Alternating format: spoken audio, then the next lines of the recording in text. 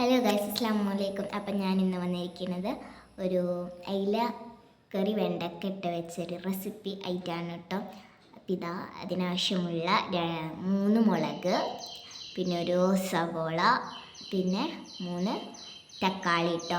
അപ്പോൾ ഇന്ന് എല്ലാവരും നമ്മൾ ചാനൽ സബ്സ്ക്രൈബ് ചെയ്യാൻ മറക്കരുത്, ലൈക്കും ഷെയറും ചെയ്യാം കേട്ടോ. ഓക്കെ ഗൈസ്, അപ്പോൾ അങ്ങനെ ഇതാ മുളകും ഞാൻ പറഞ്ഞില്ലേ, ഉള്ളിയും തക്കാളിയും മുളകും എടുത്തിട്ട് നമുക്ക് ഇതൊക്കെ അരിയാം. അതിന് ഫസ്റ്റ് മുളക് കീറിയിടാൻ കേട്ടോ. ബാക്കി ഉള്ളിയും തക്കാളി നമ്മൾ അരിയണം. ഇത് രണ്ടും എനിക്ക് അങ്ങോട്ടും ഇങ്ങോട്ടും ഷഫിളായതാണ്, അതുകൊണ്ടാണ് കേട്ടോ. അപ്പം നമ്മളിതാ മുളക് അരിഞ്ഞു, ഇനി ഉള്ളി അങ്ങനെ അരിയാം. ഉള്ളി അരിഞ്ഞതിന് ശേഷം നമ്മൾ തക്കാളി അരിയണം കേട്ടോ. ഒക്കെ നമുക്കറിയണമായിരിക്കുമല്ലോ നിങ്ങൾക്ക്. അപ്പോൾ അതാ ഉള്ളി അരിയാണ്. അപ്പോൾ നമ്മൾ ചാനൽ ഇത് എല്ലാവരും പോയി സബ്സ്ക്രൈബ് ചെയ്യാം കേട്ടോ. പിന്നെ നമ്മൾ വീഡിയോ കുറച്ച് ദിവസമായി നല്ലപോലെ വീഡിയോ ഒക്കെ ഇട്ടിട്ട്, എനിക്ക് സ്കൂളായതുകൊണ്ടാണ് വീഡിയോ ഇടാൻ കുറച്ച് ഇതായത്. പിന്നെ ഞാൻ സ്കൂൾക്ക് ഗെറ്റ് റെഡി വിത്ത് വീഡിയോ എടുക്കും, ബട്ട് എനിക്കത് ഇഷ്ടപ്പെടില്ല. അപ്പം ഞാനത് വീണ്ടും ഡിലീറ്റ് ആക്കും. ഞാൻ അടുത്ത വീഡിയോ എനിക്കത്ര ക്ലാരിറ്റി ആയിട്ട് എനിക്ക് തോന്നില്ല. അപ്പോൾ ഒന്നാമത്തെ വീഡിയോ നല്ല ക്ലാരിറ്റി ഒന്നുമില്ല, പക്ഷെ അത് തീരെ എനിക്കത് ഇഷ്ടപ്പെടുന്നില്ല. അപ്പോൾ ഞാൻ ഡിലീറ്റ് ആക്കാൻ കേട്ടോ. എന്നൊക്കെ നമുക്ക് എന്ത് ചെയ്യണം, കുടുക്കേക്ക് ഇടണം. നമ്മളിതാ കുടുക്കേക്ക് അതൊക്കെ ഇട്ടിട്ട് ഉണ്ട് കേട്ടോ. അപ്പോൾ ഇങ്ങനെ അതിലേക്ക് നമ്മൾ മഞ്ഞൾപ്പൊടി 1 ടീസ്പൂൺ ഇടുക.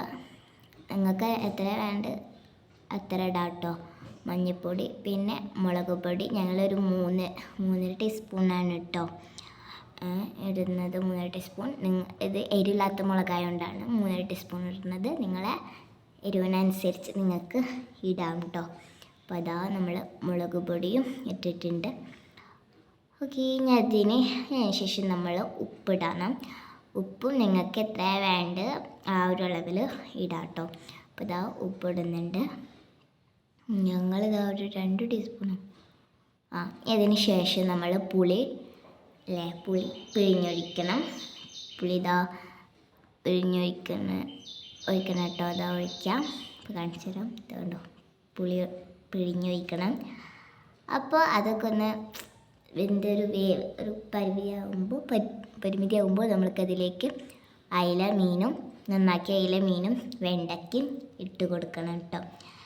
ഓക്കെ ഗൈസ്, ഇതാ നമ്മളെ കറി തിളയ്ക്കുന്നുണ്ട്, ഏകദേശം ആയി കേട്ടോ. അപ്പോൾ ഇതാ അങ്ങനെ കയ്യിലിട്ട് നിൽക്കുന്നുണ്ട്. ഇതാ നല്ല വെണ്ടയ്ക്കിട്ട അയിലക്കറി അടിപൊളിയായിട്ട് സെറ്റായിട്ട് ഇട്ടതാ. അത് നമുക്കൊരു പാത്രത്തിലേക്ക് മാറ്റാം. അടിപൊളിയാണ് കേട്ടോ ഗൈസ്, നിങ്ങൾ ട്രൈ ചെയ്ത് നോക്കുക. വെണ്ടയ്ക്കിട്ട അയിലക്കറി ഇതാ സെറ്റായി. ഞാൻ രാത്രി എൻ്റെ സ്കൂളിട്ട് വന്നിട്ട് ഞാൻ രാത്രിക്ക് ചോറ് തിന്നാൻ കേട്ടോ. അപ്പോൾ ഇതാ വെണ്ടയ്ക്കിട്ട നമ്മൾ ഉണ്ടാക്കിയ അയിലക്കറിയും വെണ്ടക്കുപ്പേരിയും ചോറാണ്. അപ്പോൾ എല്ലാവർക്കും ട്രൈ ചെയ്തൊക്കെ.